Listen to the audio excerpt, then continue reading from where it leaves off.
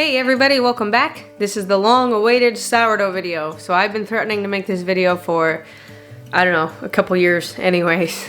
And I've had people ask me about it. So today I'm going to show you how to start your own sourdough starter and how to make an easy loaf of no fuss sourdough bread. You don't need the scales, you don't need to be weighing stuff in grams and this and that. It's just straight up making sourdough, easy peasy. Let's get into it. This is Herman 2.0. Herman 2.0, he is 6 years old. So I started this starter in 2019, and Herman 1.0 sadly met his demise due to neglect. But so this is a Herman 2.0, 6-year-old sourdough starter, and he's just happy and thriving and loving life. So, to make the sourdough starter, you are going to take half a cup of flour and half a cup of water, roughly, and you're going to mix that together. I tend to actually do a little bit more water than flour because I like my sourdough starter to be a little bit more on the runny side. Some people like it thicker. It's all personal preference. So again, you don't gotta get too fussy about this. So I probably do like closer to half a cup of flour and 3/4 cup of water, somewhere around there, and mix it up until it is semi-runny.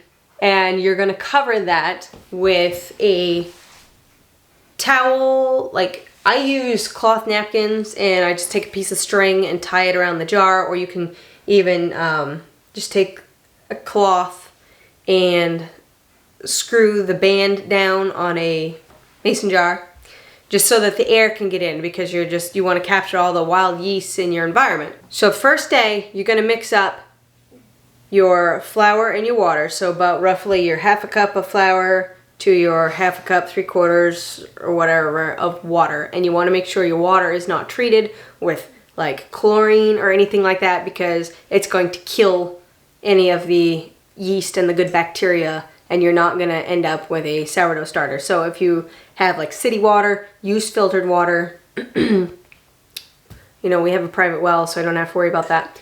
So you're going to mix that up, cover it with a towel, and you're going to let that sit on your sideboard for 24 hours.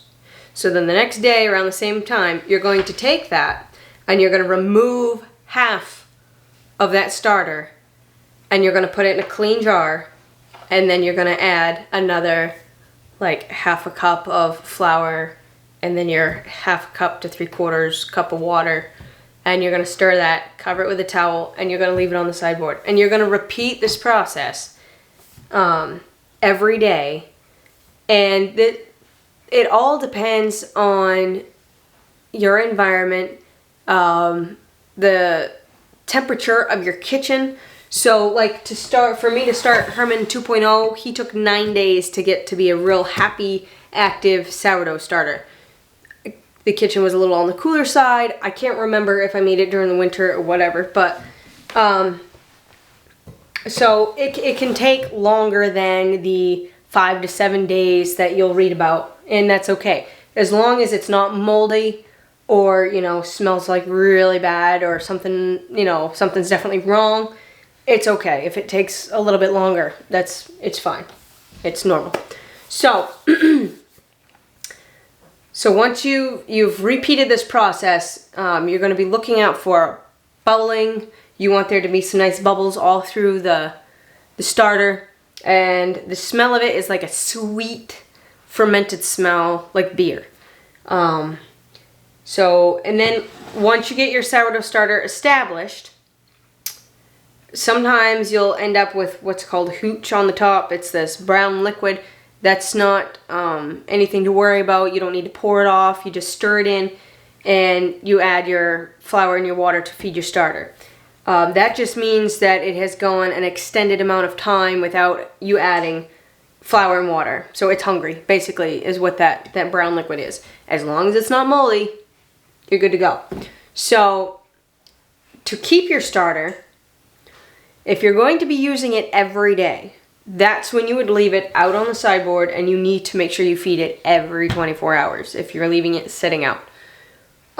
If you just want to use it once or twice a week, in between those times, you want to put it in the refrigerator. So you want to make sure that you have, you use your sourdough starter for whatever you're baking. Then you want to feed it, give it an hour or so after you feed it, and then tuck it away in the fridge. It can stay in the fridge for 2 weeks. Some people may have gotten it to go longer than that. I haven't let it go longer than that personally, but you can leave it in the back of your fridge for like 2 weeks, and the cold, of the refrigerator slows down the yeast, so it's not like eating everything up inside the flour, and so it puts it in like hibernation mode. But you still need to pull it out at least every 2 weeks. I would feed it at least once a week. Set it on the sideboard, let it warm up a little bit, feed it, and let it be nice, all happy and bubbly, and then put it back. Herman 1.0, he went longer than 2 weeks. I can't remember how long it was. It was a while. I left him in the back of the fridge, and I was like, oh, that's not good. If you're having trouble starting a sourdough starter, you can try rye. So you can try the same exact process using rye. Rye is it's lower in gluten, and it just more readily attracts the yeast for some reason. I don't know the science behind it, but try rye. So if you're really struggling with this and you've tried multiple times and you're just not having any luck, you can try rye, and then once you get your starter established, if you want to switch it over to like an unbleached all-purpose like I have here, then you can do that just by feeding it with that, the unbleached all-purpose flour once your starter is established.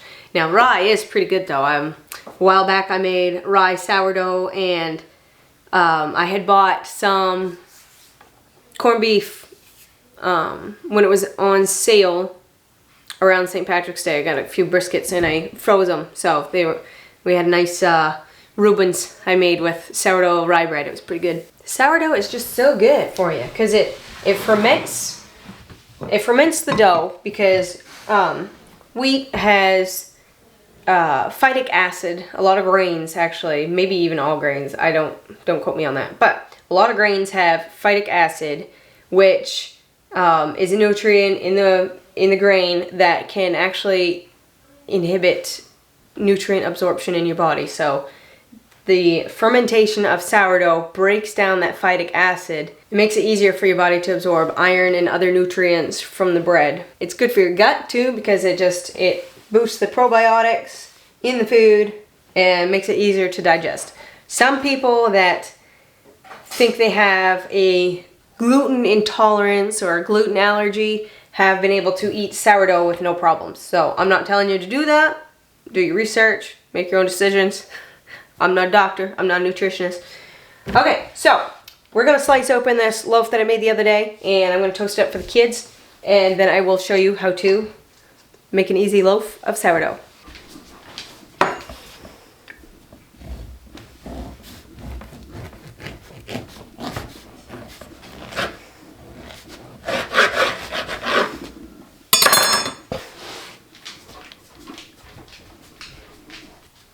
Okay, now you can see by the inside of this loaf, it looks like yeast bread, and it doesn't have the characteristic of those big, it's called open crumb, all those holes in the dough.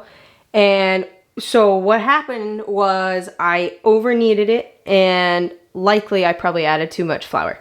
But that's okay. It's okay. It's still fermented, and it's nice soft bread for sandwiches. Sandwiches, toast, whatever you want to make. So if you want the big holes, the open crumb, you want to work with a slightly wetter dough, and you want to be careful that you don't over knead it.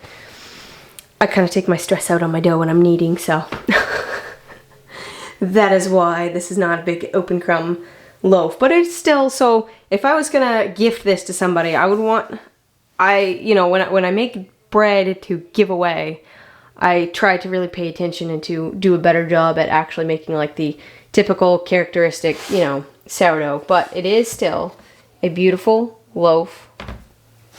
It just does not have the big open crumb, and it looks like quick rise yeast bread, but it's not. It's fermented sourdough bread, which, and to be honest, for making sandwiches and such, I kind of prefer to have where it's this fine crumb and not all a bunch of the big open crumb holes. So this actually works for me, but if you're after that, you know, the really artsy characteristic of sourdough, then like I said, make sure you don't knead your bread too much because you're squishing out all the gas bubbles that form those big holes. And you also want to work with a slightly wetter dough because that is what helps create the carbon dioxide while it's fermenting. So just a note to point out there. Pan fried with butter is my favorite way to have it.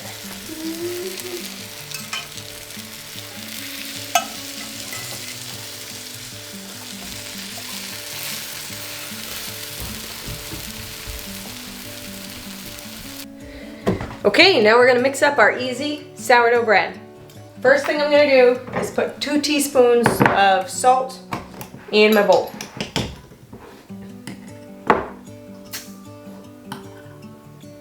I'm using pink Himalayan salt, but you can use whatever you want. Next, I'm gonna add about 1 1/4 cup of warm water.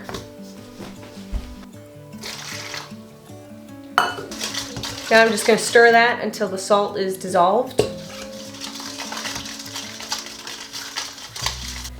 Now I'm going to add 1/2 cup of Herman to my bowl. See how runny mine is?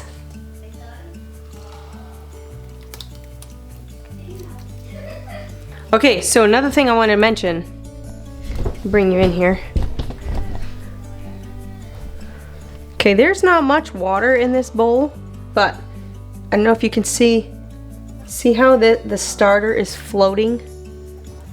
I don't know if it's showing up on camera here, but the starter is floating in the water. That's how you know that you've fed it, it's active, and it's going to raise your bread. So if you can test this out in a cup. So you take a little cup or a jar and you put some water in it and you put like a teaspoon of starter in it. If it floats, it's active and happy and ready to make bread.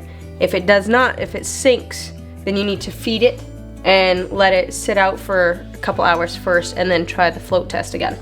I don't do a specific float test before I make every recipe. I can just tell by looking at the starter if it's all bubbly and happy or if it looks like it's starving to death and it needs to be fed first. So, all right, so we got our 1/2 cup of starter. Now I'm gonna add about 4 cups of flour. Just gonna mix it like 2 cups at a time. And again, in this recipe, I'm using all-purpose, unbleached, unenriched King Arthur's flour. All right, here's my 3rd cup.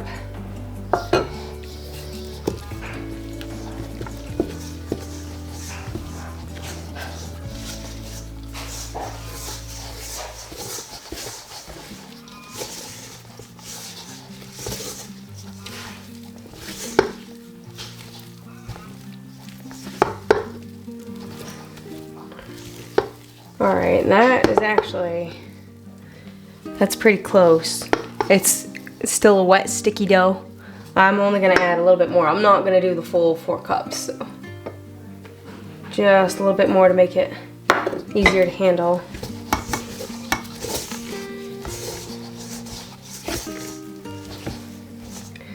Okay, so that's mixed, and it's still sticky.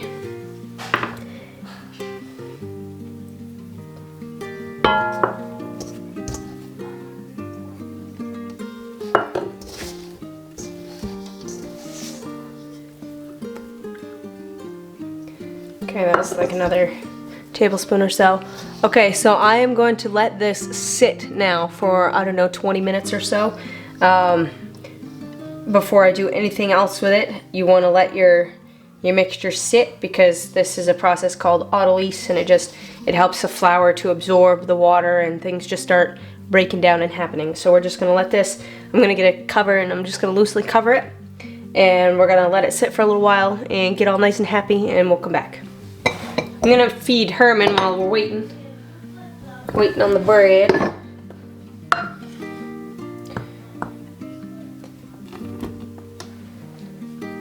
Alright, I'm gonna take it over to the sink and add a little water. Now, I just put a scoop of flour in there and I added some water, but I didn't weigh anything out or make any exact measurements or anything. And it turns out just fine. It always turns out fine. This does not need to be complicated. You know, Laura Ingalls wrote about sourdough in one of her books. I think it was On the Shores of Silver Lake. And it was just a very simple process. They would even put like biscuit scraps and stuff like that right back in here and let it just eat that up. So it does, you don't have to get out the scale. And you know, I mean, if you want, like if you were gonna have a home bakery or something, I could see doing that. I could see the benefit of that because you want every loaf to come out just right and you want it to be the same all the time. So yeah, I mean, there is definitely a place for it. But if you're just making it just for yourself, your family, maybe even, you know, friends, whatever, you don't gotta stress about it. So there, that's all mixed up. I don't know if I mentioned this or not, but if you are worried about fruit flies getting into your sourdough, because you know they love fermenting things like fruit and such, you can put like a cloth napkin or some type of clean cloth or piece of fabric or something over the top and tie, like with butcher's twine or something, put a string around it or a rubber band, and that'll keep them out so they're not getting in your, because they'll ruin your starter. I don't have fruit flies right now, so I just put this lid on there. It's not airtight. You can get this right at Walmart. I've used, they have various sizes of these. I've used them for all sorts of things, like homemade laundry detergent and stuff, but that's just what I use for my sourdough. I have put it in a half-gallon mason jar before too. That works. You just gotta be careful because I did notice using these jars for various things, they tend to chip. So you do have to be careful that you don't. Another thing to mention about getting those nice open crumb holes in your sourdough bread, if you're like me and you use natural peanut butter, which is just peanuts and salt, then you know that the natural peanut butter is a little more runny than peanut butter that has like sugar, palm oil, and hydrogenated, or however you say that, the processed stuff. That tends to be nice and thick and you can just put it on bread and stuff, but I use the natural peanut butter. So I prefer this type of, you know, this, where it's not that big open crumb. Because when I make the kids sandwiches and stuff, like the honey and peanut butter just like literally running down their elbow, or butter, and it just makes a mess. But it does have a nice texture when you do get that nice open crumb. So just something to keep in mind. You know, you might not want to strive for that texture if you use natural peanut butter and stuff like that. So, okay, it's been about 30 minutes since we've mixed up our dough and we let it sit and do the autolyse. And now I have this little bowl of water here. I'm just gonna dip my fingers in the water and I'm going to gently knead this. Now with sourdough, you're almost better off to just wet your hands to handle the dough than you are to add more flour, especially if you want it to be nice and airy inside, because too much flour will prevent that. But sometimes you do have to add a little bit more flour and that's okay, but this is a little bit different dough than if you're making, you know, like regular yeast bread is what I call it. I don't know if there's a technical term for it, but we always just called it yeast bread. So yeah, I might have to dust this just a little, but I don't know, maybe it's okay. Alright, so I'm just kind of going around the edges and I'm not really like squishing it down a lot. I'm just kind of pulling the sides up and tucking it into the middle, and then I pull up the other side and I tuck it in the middle. This is a stretch and fold, and it doesn't look very pretty when you first start, So the first stretch and fold does not look beautiful. So stretch and fold it, and then we're gonna let this sit for like 30 minutes again, and we're gonna repeat this stretch and fold. And you wanna do at least 2 stretch and folds before you bake it. Although, I'll tell you a secret. I have made many loaves of sourdough bread without doing the stretch and fold and all that stuff. I have just mixed it up, and typically at night is when I do this. I'll mix it up, cover it, let it sit on the sideboard, and lots of times I don't go through the trouble of doing stretch and folds, and then I bake it the next day, and it, you know, it still has that nice flavor, and it turns out just fine. But if you want to make a really nice loaf, then you can do the stretch and folds. It helps develop the gluten. So it's pretty nice. All right, so this is pretty sticky to handle. But now we are going to let that sit. So I'm going to cover this with my beeswax wrap.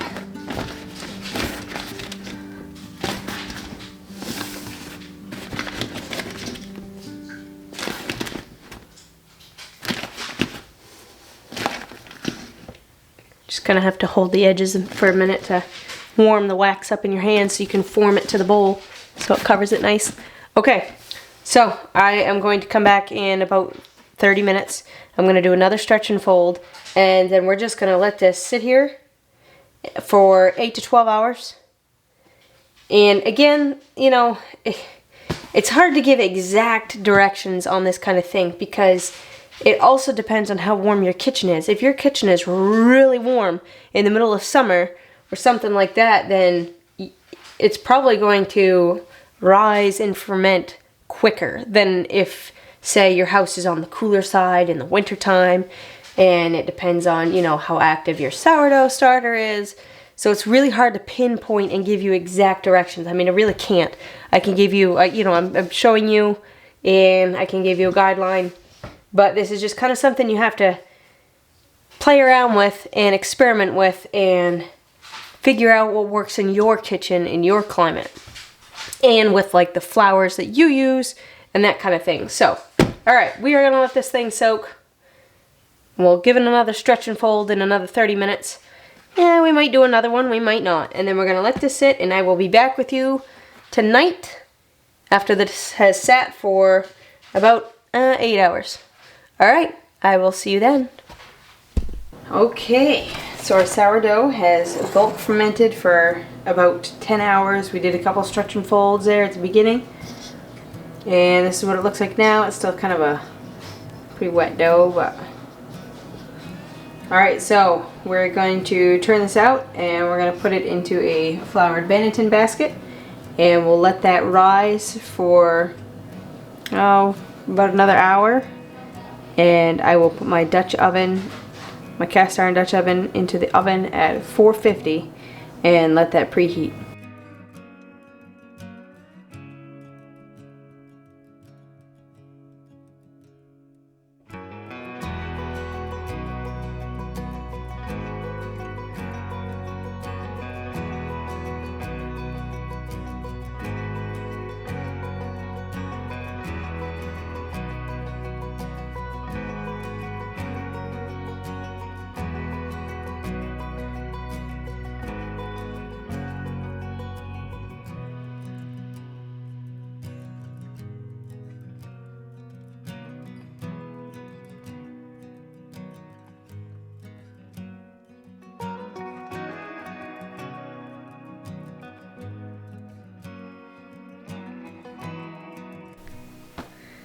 Okay guys, the Dutch oven is nice and hot. I've got a piece of parchment paper here. I'm going to turn the bread out onto the parchment paper and score it, and we're going to put it in the oven.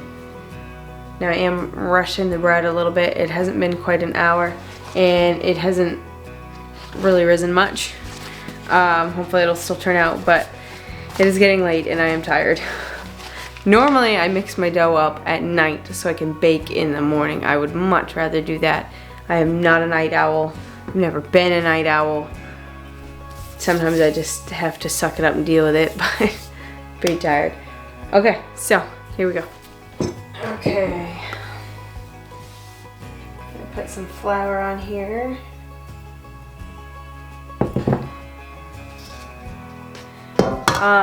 A lot of times some people will chill their sourdough before they score it, just because it makes it easier to score where it's such a heavy sticky dough.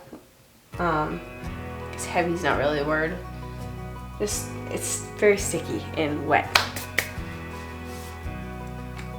I have chilled my dough lots of times before I score it, but to be honest, most of the time I don't. So if you really want to know how to make real artsy, hang on, that is not on there correctly, and it's gonna come back and get me.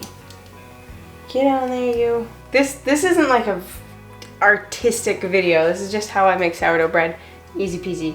So I'm gonna go ahead and score it, and don't think that you have to get all the fancy tools and things like the Banneton baskets with the, you know, the liners and the scoring lame. I literally just got this stuff probably 6 months ago or so, and I've never had it before. I've always just used regular old bowls and a sharp knife. I didn't have all this fancy stuff, and I've been doing it for years. I usually just make one expansion score, and then I just do like some little ones for design. I did triangles the other day, sweetie liked that. But typically I just do like this little stem and leaf kind of style.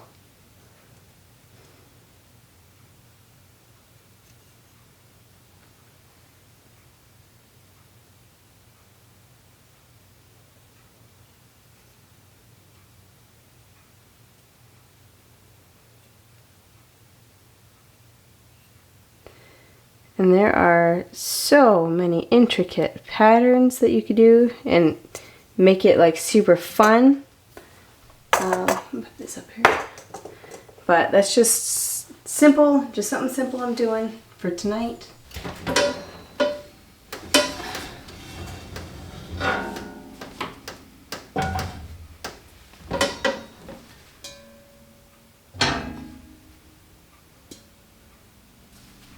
Alright, my cast iron Dutch oven has been preheating at 450 for about 30 minutes, 30-40 minutes. Now I'm going to put the bread in.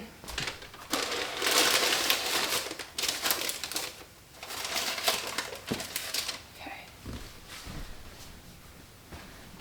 Alright, we are going to put the cover back on.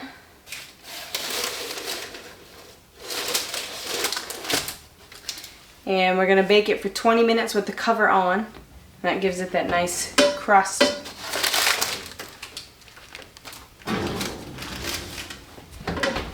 Okay, the 20-minute timer went off. So I went ahead and took the lid off my Dutch oven. I'm going to put it back in the oven at 400. So I'm turning the heat down 50 degrees for about another 20 minutes. It's been another 20 minutes. I just pulled this out of the oven. And let's get it on a cooling rack and take a closer look.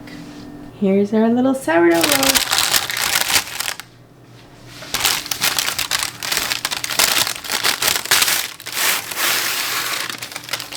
Quite hot.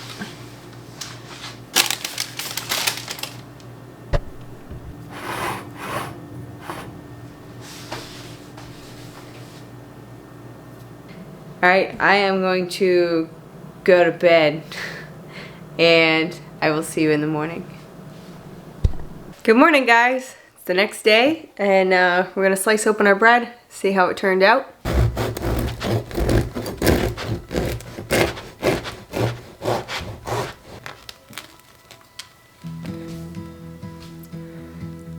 So as you can see, this one does have more open crumb than the last loaf that I made. and that's because I didn't need the daylights out of it and add too much flour. Has a really nice sweet sour smell. So there is our sourdough bread.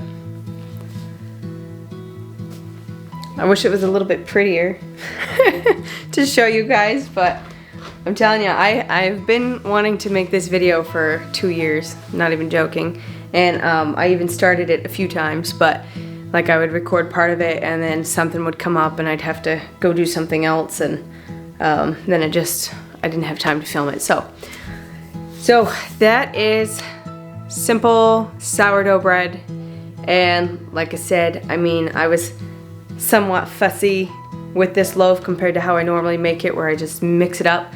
I do a couple stretch and folds, you know, typically before I go to bed, let it sit overnight, and then I shape it and bake it in the morning, and that's it. And just remember, you don't need all the fancy tools. I honestly, I didn't purposely wait to do this video till I had like the sourdough tools. It's just how it turned out. I've been, you know, doing it all along with just a sharp knife, a couple bowls, and some unbleached parchment paper. So, all right, now the next thing I want to show you is how to dry some of your sourdough starter so that you always have some dried starter on hand, or you have some to gift, or like if you were gonna move or something like that and you didn't want to have to handle a live active starter, then you can dry it for a later time. I wish I did this with Herman 1.0, and then I wouldn't have to start all over from scratch back 6 years ago or whatever it was, but oh well, we got it.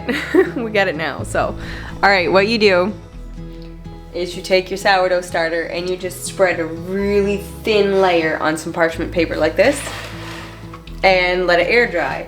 Now some people do put it in like a dehydrator on really low. I think it was like around 90 degrees or something, super low, to dry out their starter and save for later. I've never done it that way.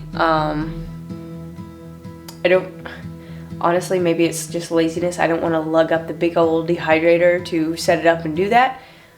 And I'm also afraid that, you know, my luck, I'd cook it and it would die, and then I would give somebody a dead starter. So I'd much rather just spread it out on the parchment paper and let it air dry. It's like, what's the rush, you know it's gonna be active. So, spread it into a thin layer.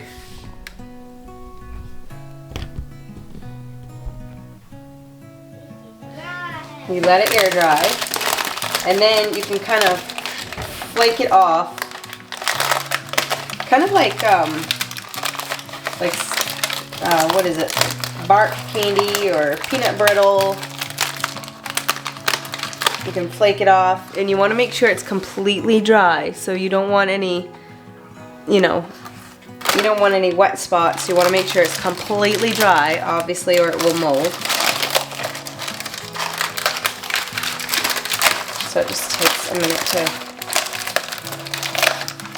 a minute to flake it all off. But so when you get it all flaked off, you can store it in an airtight jar, and this lasts indefinitely.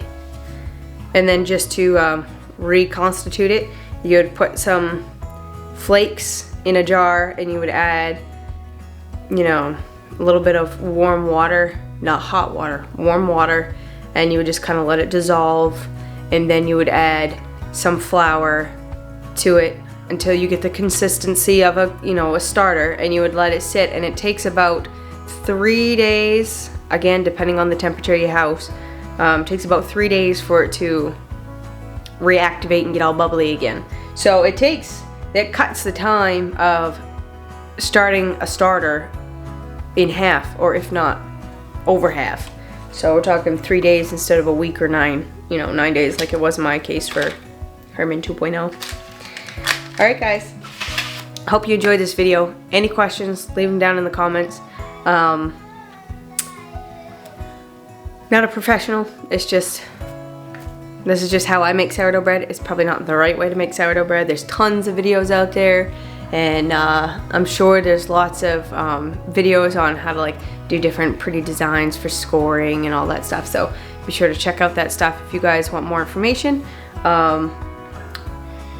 If you guys have anything specific you want me to show you that I make, like, you know, I've got the bagels, sourdough English muffins, sourdough muffins, pancake batter, pizza dough, just whatever. So if you guys have any questions or anything like that, go ahead and leave them in the comments down below. Thank you guys for watching. Take care, and I hope you have a good one. Catch you on the next one.